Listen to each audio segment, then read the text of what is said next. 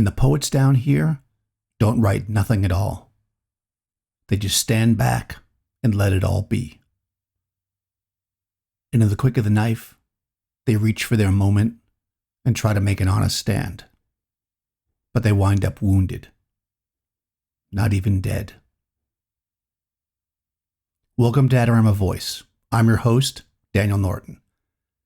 In this episode, we're going to dive into a little bit of what I just read to you there, which is a lyric from a song called Jungle Land, written in the early to mid 70s by Bruce Springsteen. This is a song that tells a story of several people, I guess, living their lives. But when I first heard the song, it was in maybe 1990 or 1988, somewhere in that range. I was in high school or just out. And to this day, that lyric sticks with me because I feel it. I feel it, and it motivates me to create. So many of us are the poets that don't write anything at all. We're there. We have something to say, presumably, but we don't.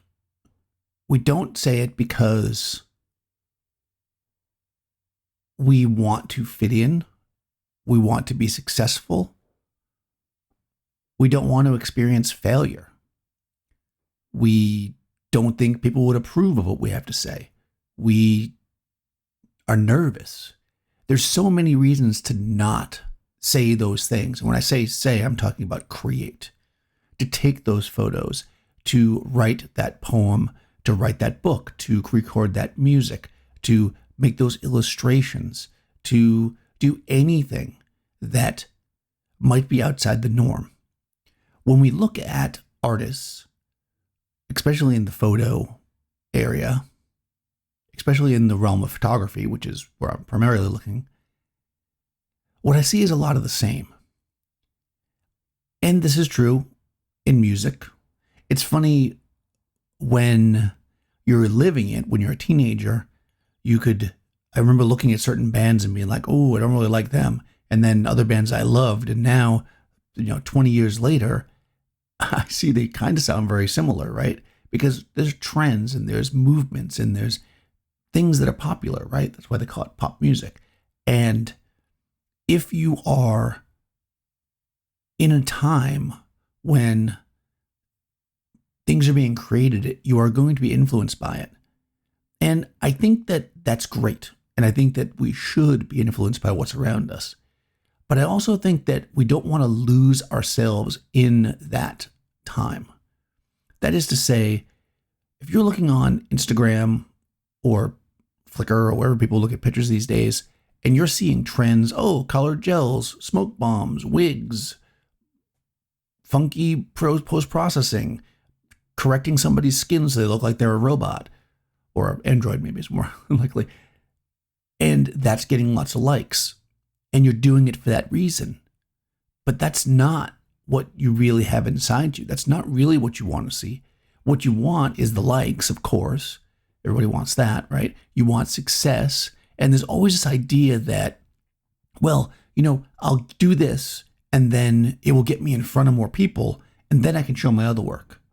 But the reality is that if somebody starts following you because you're following the trends and doing what everybody else is doing, when you change directions or you show those other things, you try to make your honest stand, you'll find yourself wounded.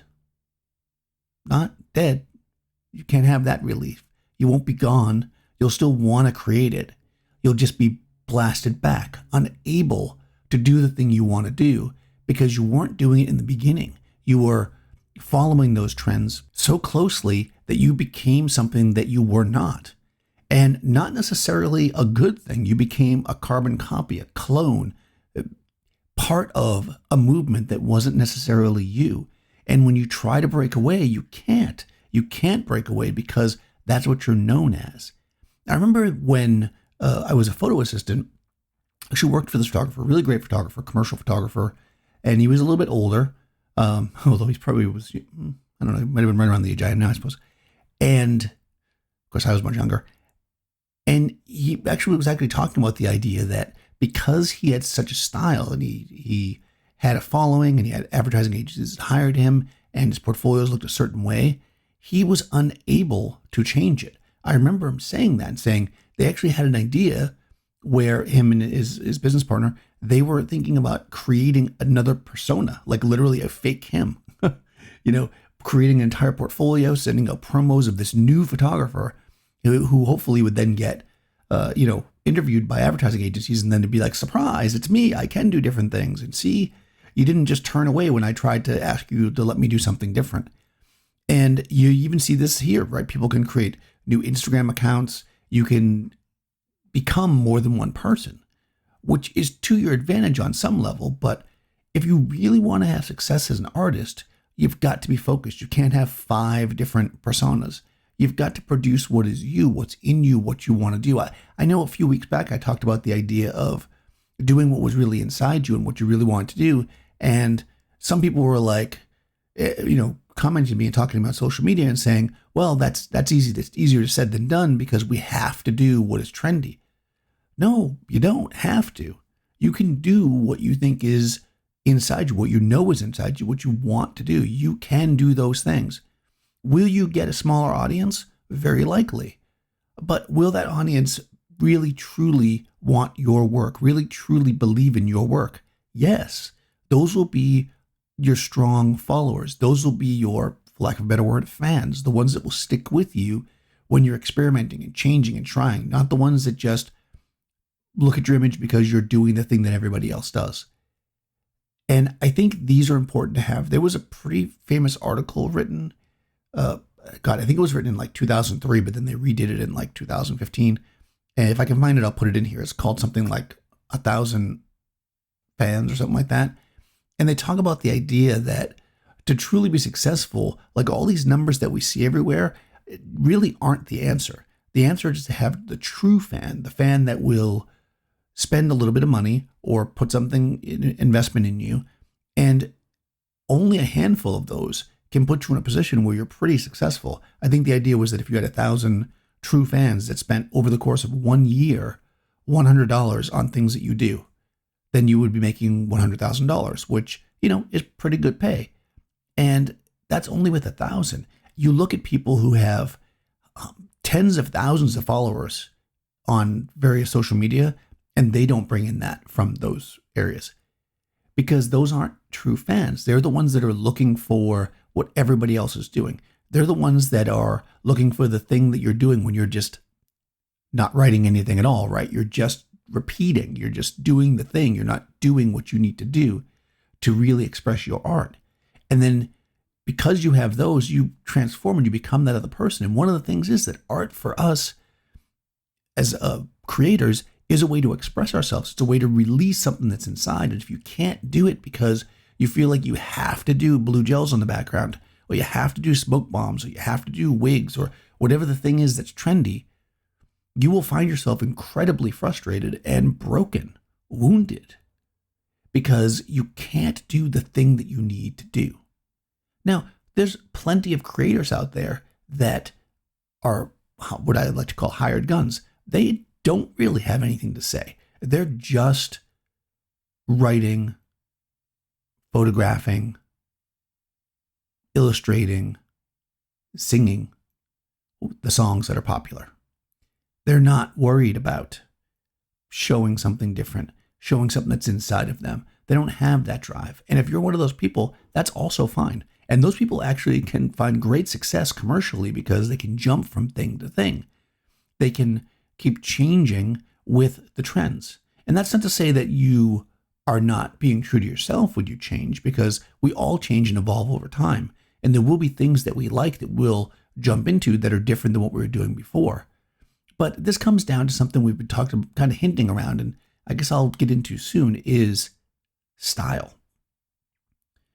Your style is the thing that you say. Your style is the choice of things that you decide to follow, the choice of things you decide to show. the way that you interact with the world, the way that your art is created to interact with the world, that is your style. Your style has nothing to do with the camera you use, the lens you use, how you do post-processing. Your style is not some filter that you bought for $19.99 on sale because some influencer told you this was the cool thing. That's not your style.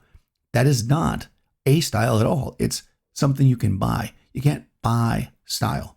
You've got to live it. You've got to express it. You have to be willing to step out there and say the things that are in you, even when they're not the popular things, even when they're not the trendy things.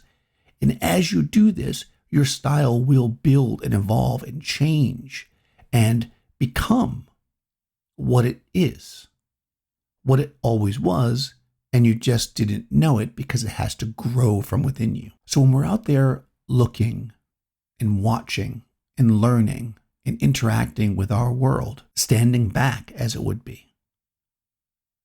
and letting it all be, make sure that we're also writing, that we're not the poets that don't write, that we're not the ones that wait till it's too late to make our chance. And I don't mean too late as far as time or age or how long you've been doing things, but too late as far as you've gone so far the other direction that you just can't be what you need to be. And even then, there's still hope. You can stop, you can reassess, you can start over. But just know that those people, that 50,000 followers you have on your Instagram because you were shooting the blue gels, are not going to stay with you. And you know what? That's fine, because they weren't necessarily your true fans anyways. You want those people that want the things that you want to give. Those are the people that you want to follow you. Those are the people that you want to support you, not those that say, follow this trend, you'll make more money, or buy this filter, you can do what everybody else does.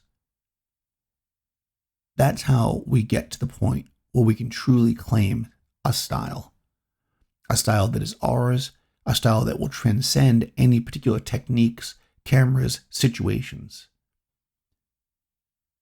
You often see fashion photographers, which my background, doing things that are outside fashion.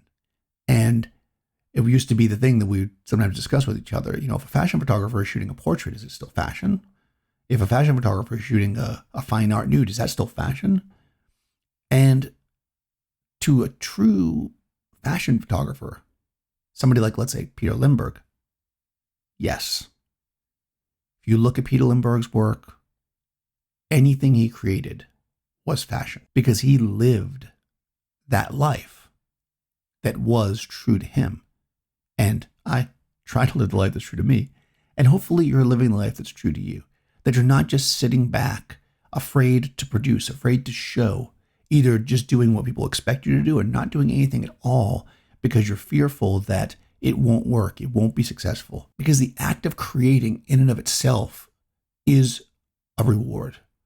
And sometimes it's the best reward. Adorama supports this podcast, and you can support them by going to adorama.com and picking up any of your photo, video, electronics, or audio gear.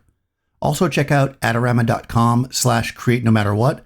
There's always cool contests going on there, and you can win a bunch of free gear. One of the best ways to support a small podcast like this one is to give it a rating and review. So if you haven't rated the podcast yet, please do, 5 stars, and give it a review. I try to read one a week. And also share it with friends that you think might be interested. We want to try to get the podcast out to more people and keep it growing. Thanks for listening. If you'd like to have your voice on the show, you can send me a message using the Anchor app. That link is in the description. You can leave 1-minute messages there, but if you want to leave something longer, you can record a voice memo on your phone or something and attach it to an email. You can email that to adoramavoice@gmail.com. And of course, you can just type out an email if you'd rather just have me read it. Works both ways. I will put the link to the email and such in the description below. I'll talk to you soon.